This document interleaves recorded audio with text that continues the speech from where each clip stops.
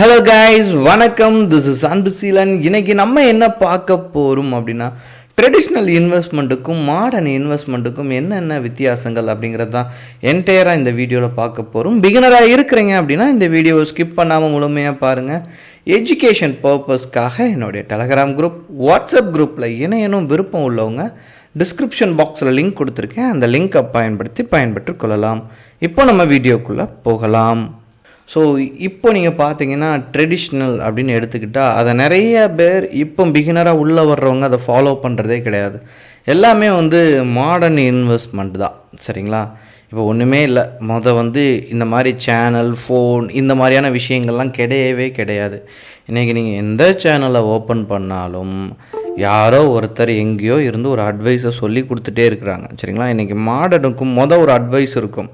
அந்த அட்வைஸ் ஒரு யதார்த்தமானதாக இருக்கும். இன்றைக்கி நம்ம சேனலை ஓப்பன் பண்ணிட்டேங்க. நம்ம சேனலில் பொதுவாக சொல்கிறேன், யூடியூப் சேனல் நம்ம ஓப்பன் பண்ணி ஏதோ ஒரு வீடியோ இன்ஸ்டாகிராமில் பார்க்குறோம் அப்படின்னா எல்லாருமே அட்வைஸ் பண்ணி தள்ளிக்கிட்டு இருக்காங்க, சரிங்களா? மாடர்னுக்கும் ட்ரெடிஷ்னலுக்குமான ஒரு விஷயமே இப்போ நிறையா மாறி இருக்குது. அதே மாதிரி இன்வெஸ்ட்மெண்ட்டில் என்னென்ன மாறி இருக்குது அப்படிங்கிறத கண்டிப்பாக பார்ப்போம். முதல்ல ட்ரெடிஷ்னலில் என்னென்ன இருந்துச்சு அப்படிங்கிறத ஃபர்ஸ்ட் பார்ப்போம். ட்ரெடிஷ்னலை பொறுத்த மட்டும் traditional investment refers to putting money into well known asset. அப்போ என்ன அப்படின்னா, எனக்கு சரியாக பணம் வருமா அப்படிங்கிறது தான் ட்ரெடிஷ்னலாக பார்த்த விஷயமே. நான் இன்வெஸ்ட் பண்ணுறேன், என்னுடைய ரிஸ்க் அப்படிங்கிறத நான் எந்தெந்த இடத்துலலாம் கம்மி பண்ணுறனோ கம்மி பண்ணி எனக்கு கட்டாயமாக பணம் வருமா அப்படிங்கிறத பார்த்தாங்க. ஸோ அவங்க தேர்ந்தெடுத்தது என்ன பார்த்தீங்கன்னா, bonds, cash, real estate and equity share, ஒரு கம்பெனியில் இன்வெஸ்ட் பண்ணுறது, இந்த மாதிரி தேர்ந்தெடுத்தாங்க. இது முதல் விஷயம். இரண்டாவது என்ன அப்படின்னா, ஸ்டாக்ஸ். அதாவது என்ன அப்படின்னா, நீங்கள் நிறைய இடத்துல கேள்விப்பட்டிருப்பீங்க, நீங்கள் வெறும் 4000 இன்வெஸ்ட் பண்ணிடுங்க, ஒரு 10,000 இன்வெஸ்ட் பண்ணிங்கன்னா இன்றைக்கி 1500 கோடி கிடைக்கும் அப்படிலாம் சொல்லுவாங்க. அது எல்லாமே யதார்த்தமான ஒரு உண்மை தான். ஆனால் ஸ்டாக் மார்க்கெட்டில் அன்றைக்கி என்ன பண்ணாங்க அப்படின்னா, எல்லாருமே ஷேரை வாங்கி வெயிட் பண்ணாங்க. இன்றைக்கி ரீசனாக நடந்தது கூட நான் நிறைய பேரை கிராஸ் பண்ணுறேன். திருமணத்துக்காக வச்சுருந்த 17 லட்சத்தை, தன்னோட பொண்ணு திருமணத்துக்காக வச்சுருந்ததை அவர் இன்வெஸ்ட் பண்ணி என்டையராக லாஸ் பண்ணியிருக்கிறாங்க, சரிங்களா? பாதிக்கு பாதி லாஸ். ஸோ இந்த மாதிரியெல்லாம் இப்போ வரக்கூடிய சூழலில் தான் நடக்கும். முன்னாடி எல்லாமே என்ன பண்ணுவாங்கன்னா, இன்வெஸ்ட் பண்ணிவிட்டு பேப்பரில் பார்ப்பாங்க, ஷேர் எவ்வளோ ஆயிருக்கு, என்ன ஆயிருக்கு, அதை எப்படி விற்கணுங்கிற அடுத்தடுத்து புரோக்கர்ஸ் இருந்தாங்க. இன்றைக்கி வித்தின் அ செகண்டில் நம்மளால் எல்லாம் பண்ணுறதுனால சரியாக டைம் கொடுக்கறதே கிடையாது ஸ்டாக்குக்கு. மூணாவது ரொம்ப கடைசியானது ட்ரெடிஷ்னலில் பார்த்தீங்க அப்படின்னா கோல்டு. சவுத் இந்தியா இந்த அளவுக்கு ஃபேமஸாக இருக்கக்கூடிய காரணம், அதுவும் தமிழ்நாடு ரொம்ப ஃபேமஸாக இருக்கக்கூடிய காரணம் என்ன அப்படின்னா, நம்ம எல்லாம் கொஞ்சம் ரிசர்வ் டைப். நம்ம பணம் எப்படி வீட்டுக்குள்ளே வந்தாலுமே நம்ம எல்லாருமே ஒரு 5 to 10 லட்சம் ரூபாய்க்கு என்ன பண்ணியிருப்போம், கோல்டில் இன்வெஸ்ட் பண்ணியிருப்போம். எவ்வளோ பெரிய கஷ்டகாலம் வந்திருந்தாலுமே அதை டக்குன்னு நம்மளால் என்ன பண்ண முடியும், லிக்விட் கேஷாக மாற்றி நம்மளால் என்ன பண்ண, நம்மளுடைய பிரச்சனையை ஃபேஸ் பண்ணக்கூடிய விஷயத்துக்கு நம்ம ரெடியாக வச்சுருந்தோம். அதுதான் இங்கே இருக்கிற ரொம்ப முக்கியமான சோர்ஸ். இதெல்லாமே ட்ரெடிஷ்னலாக ஃபாலோ பண்ணாங்க. ஆனால் இப்போ புதுசாக வந்தவங்க பார்த்தீங்க, மாடர்னில் பார்த்தீங்க அப்படின்னா, அவங்க முதல்ல இன்வெஸ்ட் பண்ணுறது என்ன அப்படின்னா பிட்காயின், சரிங்களா? இதை பற்றின எந்த தகவலுமே நிறைய பேருக்கு கிடையாது. அதாவது ரெகுலேட்டரி பாடின்னு சொல்லுவாங்க. இன்றைக்கி நீங்கள் செபியில் போனீங்க அப்படின்னா, செபி அதுக்கு கீழே பிஎஸ்சி, என்எஸ்சி இருக்குது. இது எல்லாமே கவர்மெண்டோட அண்டரில் இருக்குது.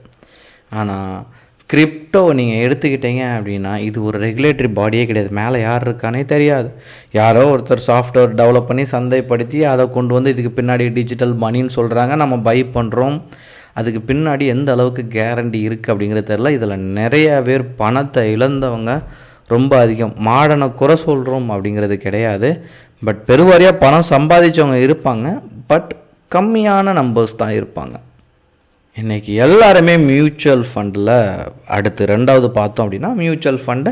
அதில் இன்றைக்கி நிறைய பேர் திரும்பிட்டீங்க. பட் இதில் நீங்கள் ஒரே ஒரு விஷயத்தை தான் நீங்கள் கால்குலேட் பண்ண வேண்டியிருக்கு. அதாவது நான் 10 வருஷத்துக்கு முன்னாடி இந்த விஷயம் தெரியணும். ஏன்னா டைம் வேல்யூ, மணி வேல்யூ ரொம்ப முக்கியம்.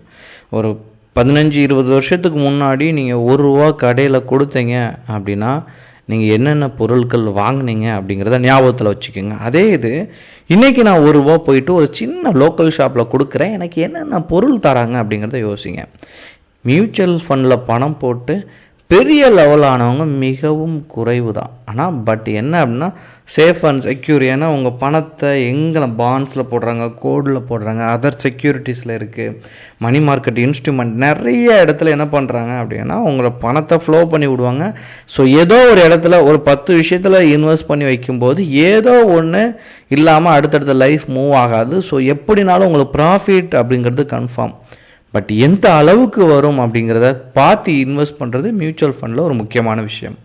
மூணாவதாக பார்க்கக்கூடியது என்ன அப்படின்னா இன்டர்நேஷ்னல் ஈக்விட்டி. ஸோ அதாவது மாடர்னாக உள்ளே வந்துட்டீங்க இன்வெஸ்ட்மெண்ட்டில், ஒன்றுமே பிரச்சனை இல்லை. ஏன்னா நீங்கள் நிறைய விஷயத்த கற்றுக்கிறதுக்கே இன்றைக்கி என்ன இருக்குது அப்படின்னா உங்களுக்கு மொபைல் ஃபோன் இருக்குது. கம்மியான ரேட்டில் நம்ம என்ன பண்ணிக்கிட்டோம் அப்படின்னா நம்மளால் என்ன பண்ண முடியும், இன்டர்நெட் போட்டுட்டு நம்மளால் யூஸ் பண்ண முடியுது. ஸோ நீங்கள் இதில் எல்லாமே வரலாம் சரிங்களா, இன்டர்நேஷ்னல் ஈக்விட்டிக்குள்ளேயும் போகலாம். ஆனால் அதை பற்றின தெளிவான நாலேஜ் இல்லாமல் நீங்கள் இன்வெஸ்ட் பண்ணுறதும் யாரோ ஒருவர் சொல்லி கொடுத்து நீங்கள் இன்வெஸ்ட் பண்ணுறதும் மிகவும் தப்பான ஒரு விஷயமாகும். ஸோ எங்கே வேணாலும் இன்வெஸ்ட் பண்ணலாம். பட் அதற்கான பயிற்சியும் முயற்சியும் அனுபவமும் ரொம்ப முக்கியம் அப்படிங்கிறத யதார்த்தமாக எடுத்துக்கணும். Okay guys, thank you so much, பாய்.